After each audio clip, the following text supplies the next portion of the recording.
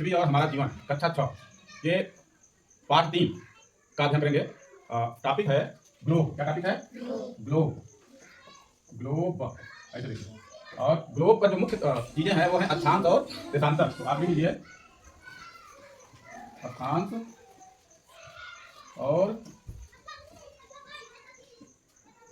देशांतर। अक्षांश और देशांतर आज हम इसी पर बात करेंगे। ग्लोब की बात करेंगे और उस पर जो अक्षांश और देशांतर है उसकी बात करेंगे। तो ग्लोब को बता दें आपको, पृथ्वी का जो प्रतिरूप है वही ग्लोब। क्या है? ग्लोब, जो पृथ्वी का प्रतिरूप है। तो पृथ्वी कैसी है? पृथ्वी गोलाकार। पृथ्वी कैसी है? गोलाकार। ये गोलाकार मैं आपको दिखा दूं।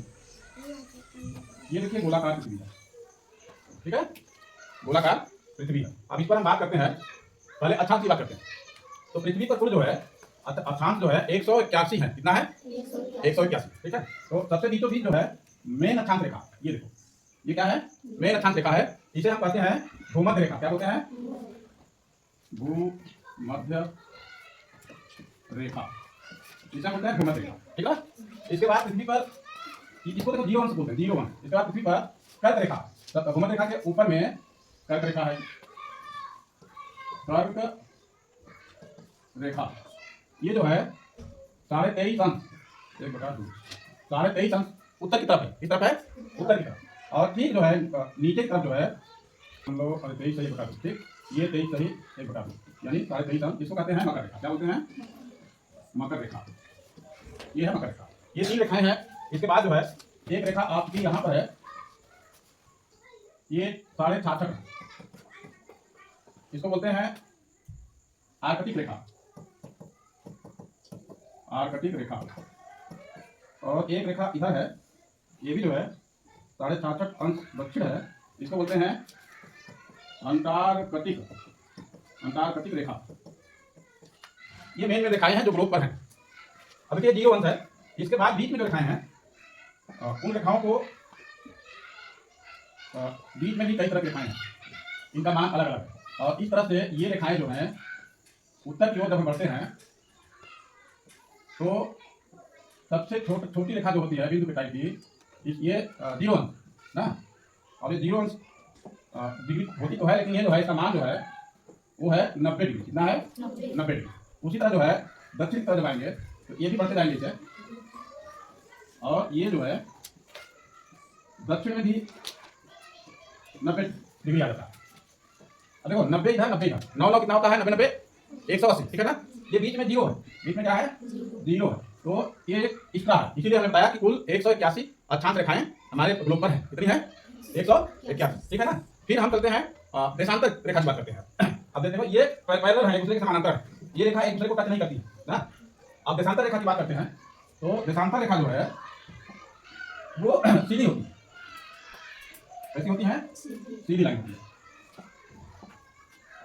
जैसे इसे हम मान लेते हैं मेन मेरिडियन, मतलब मुख्य देशांतर रेखा, ठीक है ना? ग्लोब पर कुल 360 देशांतर रेखाएं होती हैं। कितनी होती हैं? 360। अब ये जो है उत्तरी ध्रुव और दक्षिणी ध्रुव पर ये हमेशा मिलती हैं। उत्तरी ध्रुव और दक्षिणी ध्रुव क्या कहती हैं? मिलती हैं ना। देखो इस तरह से, इस तरह से ऐसे दोनों सिरा ऊपर और नीचे की बिंदु पर मिलती हैं।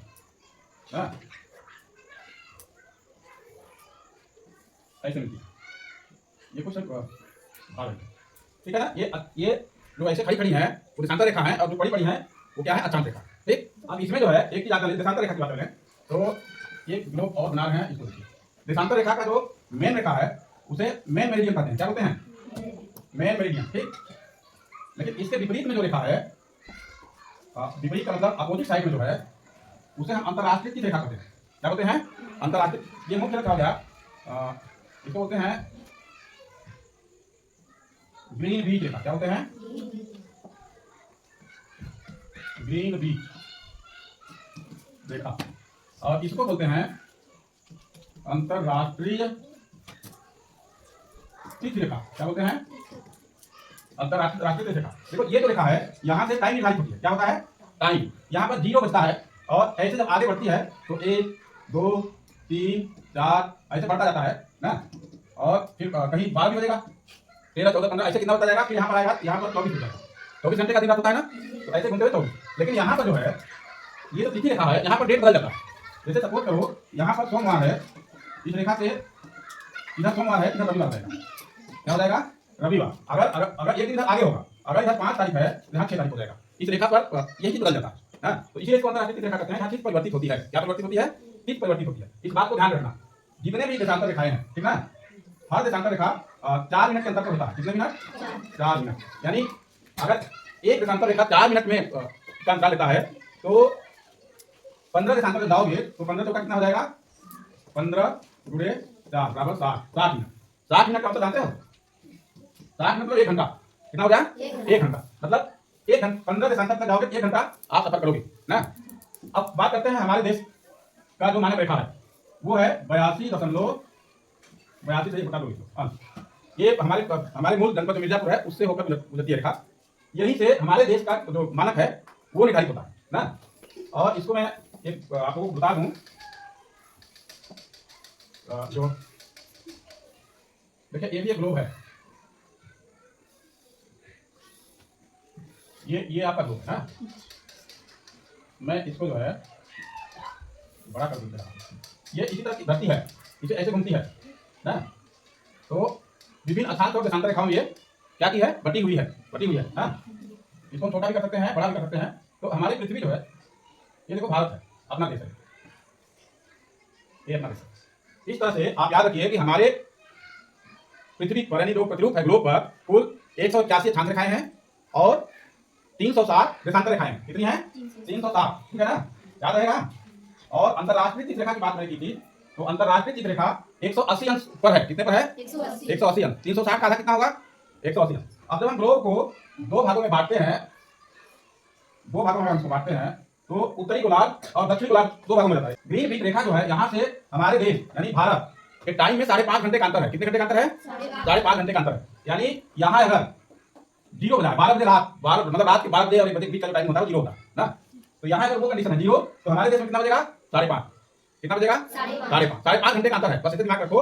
ग्रीनविच से जो मुख्य मेरिडियन है ये जो है इंग्लैंड लंदन होकर जाती है ग्रीनविच से, तो इससे और इसके बीच में हमारे देश के बीच में 5.5 घंटे का अंतर है। 5.5 घंटे टाइम अंतर होता है।